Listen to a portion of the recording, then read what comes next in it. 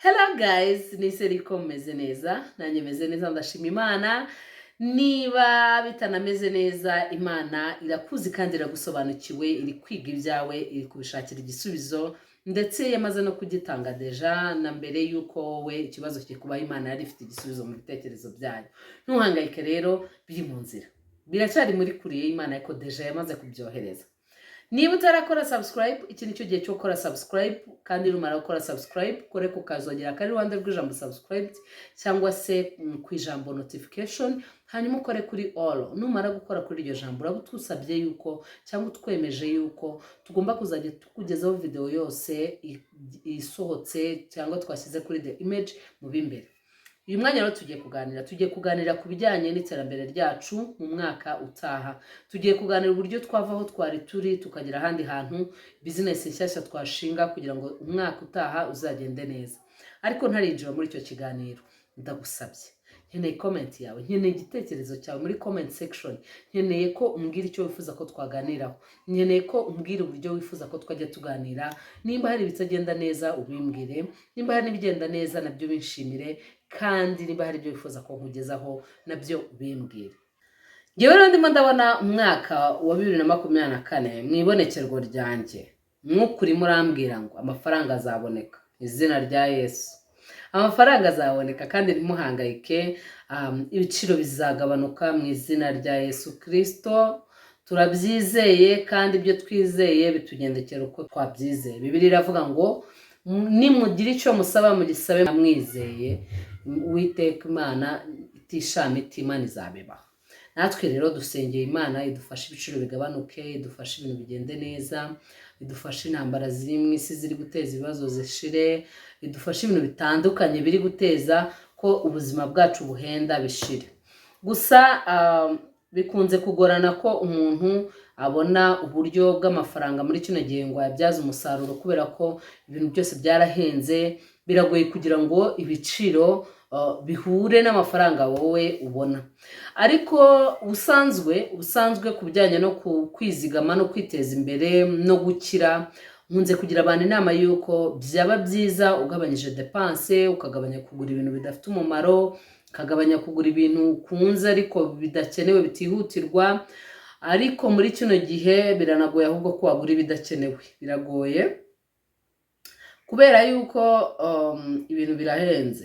So rero tukaba turi gusenga Imana ngo idufashe. Ariko noneho ngira inama ndi kugira abantu muri kino gihe, kandi inama nziza cyane yafasha abantu muri kino gihe, nuko aho kugira ngo urwane no kugabanya ibidashoboka, urwanye no kwiniga aho bidashoboka, ahubwo warwana no kongera stream of income zawe, aho ukura amafaranga ukahongera, ukahadaboringa cyangwa ukahakuba inshuro nyinshi.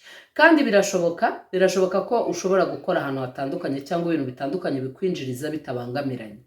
So rero tugiye kurebera hamwe ibintu ushobora gutangiza mu mwaka utaha bikaba byakwinjiriza amafaranga, akaba ari business zitagoye kuzitangira, kandi akaba ari business zishobora kwinjiza amafaranga, kandi akaba ari business ahanini zitajyana na sezo. Icyambere ni ugucuruza amafaranga. Ubucuruzi bw'amafaranga cyangwa se financial services, gutanga services z'amafaranga, kubikuriza abantu muri services z'amabanke, kubikuriza abantu ku matelefone, kuri mobile money cyangwa se kuri Airtel money, kubikuriza abantu kuri Equity, BK, Cogebanque, Amasezerano n'izindi banke, BPR n'izindi banke zose. Ni business navuga ngo nziza ushobora gutangira, kandi ushobora gutangiza amafaranga make atari menshi cyane, ntavuze umubare bitewe nayo ufite, ariko ukanatangira na banke nkeya bitewe n'amafaranga ufite, cyangwa se ugatangirira hasi kuri service ntoya cyane service zo kubikuza ku matelefone cyangwa ku mobile money cyangwa Airtel money. So rero iyo ni business ya mbere ishobora kugufasha kugira ngo winjize amafaranga umwaka utaha. Iyi business ushobora kwikorera mu yindi business ushobora kuba uri gukora, cyangwa mu kazi waba uri gukora, byaterwa naho ukora n'ibyo ukora, ariko ushobora kwifatanya n'ibindi bintu cyane rwose birashoboka. ushobora kuyikorera muri business wenda boutique ukora, ushobora kuyikorera mu kazi ukora bitewe n'abo ukorana nabo, ukaba wabibasaba nk'ababosi bawe bakaba babikwemerera, ukaba wakorera muri iyo ntuzi, muri iyo wenda aho hantu usanzwe ukorera, ukaba wajya utanga serivisi. Tuvuge nimba ari nko muri building nini runaka kandi ukabona harimo business, ukaba ukorera nk'umuntu, ushobora gukora mobile money, birashoboka cyane. Business ya kabiri ni ucuruza amavuta cyangwa kuyakora. Hari amavuta abantu bakora, hari n'amavuta turangura.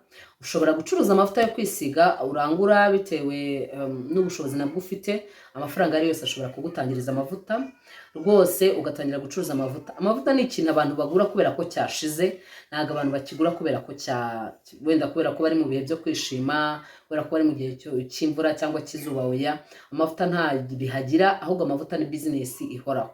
So rero byaba byiza uramutse utangije business y'amavuta.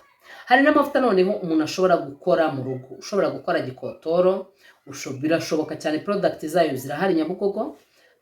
Muranyishyura kugira ngo mbabwire neza hano mwazi product. Nanababwire na product zarizo zikenewe kugira ngo ukore gikotoro, ko nyenzi gukora gikotoro. Gikotoro kandi nziza pe, nziza imeze nk'izi za vaseline za original, imeze nk'amavuta meza nyine meza dukura hanze za Johnson naki. Amavuta meza ushobora kuyakora hano mu Rwanda, ukayakora ukayabrandinga cyangwa se ukayashyiraho izina, warangiza ukayashyira ku isoko. Bigitangira kubera yuko bigoye, ushobora gufunguza company muri RDB, hanyuma ukabanza ukamenya ibisabwa, kuko n'ubundi izi product bisaba ko product z'ama chemicals kugira ngo ubuziranenge babuguhe, bugusaba kuba deja wamaze gukora product ukayishyira hanze, ukayishyira ukayijyana muri company zibishinzwe, mu bigo bishinzwe gutanga ubuziranenge. So ni business ushobora gutangiza, yo ishobora kuzamo amafaranga menshi kuko hazamo n'ibintu nyine byo kugura ibyo bintu by'ubuziranenge kugira ngo bagukorere consultance. Ibe ari consultance, sinzi ibyo bishyuza, ariko by the way njye sindabikora nka business, ariko jewe nkora gikotoro. Ushobora gukora gikotoro kandi nta bintu birenze, ni uburyo bwo kuvanga amaproduit amwe namwe cyangwa amaproduct amwe namwe bikabyara gikotoro. Business yindi ni ugucuruza se babyita iki, amabiju, imitako y'umubiri. Ntabwo mbizi ko babyita byane. Imitako y'umubiri rero harimo amaherena, imikufe yo mu ijosi, makeup, cyane amaherena n'imikufe ni ibintu biri kugurwa muri iki gihe. Amaherena, imikufe, amasaha yagarutse ku gihe, ni ibintu biri kugurwa muri iyi minsi, biri kugurwa n'abantu batandukanye. Kandi buriya amaherena reka mbabwire ibanga ryayo. Amaherena ni ibintu bikunze gutakara. Amaherena atakara cyane ku buryo niyo umuntu yabaze gufata amaherena neza, biragora cyane ko yayarambana, keretse umuntu ufite nk'ahantu hadasanzwe ashobora kuyabika. Kandi nayo amaherena ariho, yavuze amaherena ntabwo mbavuze ari ahenze wenda akoze mu mabuye y'agaciro runaka, oya, bamvuze amaherena asanzwe aya ngaya makeya cyane. Ari amaherena aragurwa cyane kubera ko anasaza ubusa, ariko nanone afite ubwiza. Hariho ubwoko bwiza cyane.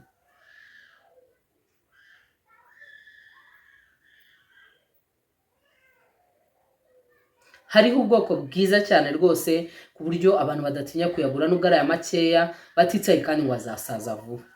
Indi business yakorwa kandi nziza cyane nayo igezweho ni business ya decoration.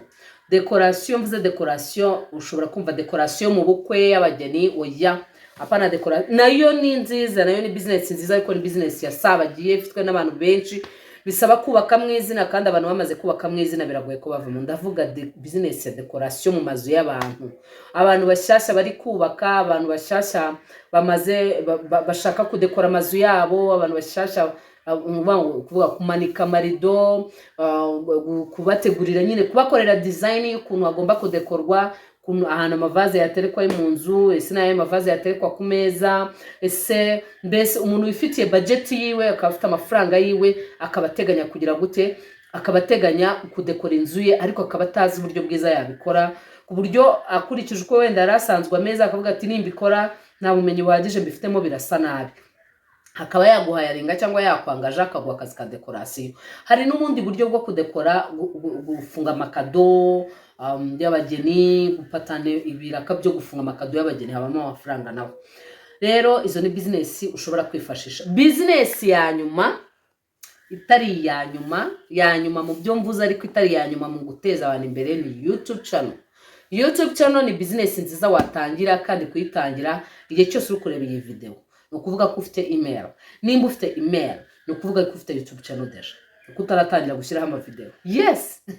Kuko iyo uri kureba video z'abantu abandi bantu, uri kureba video z'abandi bantu, uhita ubona ahantu hari akantu kagasaraba ka plus hagati. Ugakiritse wayo tubona ngo upload video, upload short, go live, ibintu nk'ibyo ngibyo. Aho ngaho ni ikimenyetso kigaragaza yuko ufite YouTube channel ushaka wahita ushyiraho video na kano kanya nyuma yo kureba video yanjye. YouTube channel ni platform yinjiriza abantu amafaranga, ariko nzavugaho mu buryo burebure. Ariko YouTube channel yo unabishatse wayitangira ufite igishoro cy'amafaranga make cyane ashoboka. Ibyo rero tuzabivugaho mu minsi iri imbere. Urakoze cyane rwose. Umwaka wa 2024 ntuzagusige nta kintu ufite cyo gukora.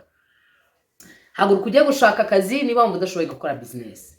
Niba wumva udashoboye gushaka akazi, haguruka ujye gukora business. Niyo wacuruza mu isoko, reka ibintu by'ibyubahiro, reka ibindi bintu byose bituma utekereza ko ufite imbogamizi, ibintu byitwa inzitwazo. 2024 bye bye, bisigarane muri 2023. Inzitwazo z'ubukene, nta gusabiriza, nta gutega amaboko, nta gutegereza akazaza imvura ihise, akazava imuhana akazaza imvura ihise. Oya, dukeneye amafaranga yacu twakoreye, twavunikiye, twabiri icyuya kandi turi bw'enjoyingemo. Wirinde kunywa inzoga nyinshi kugira ngo udahura n'ibibazo byo kudatekereza neza no kudashyira ibintu byawe ku murongo.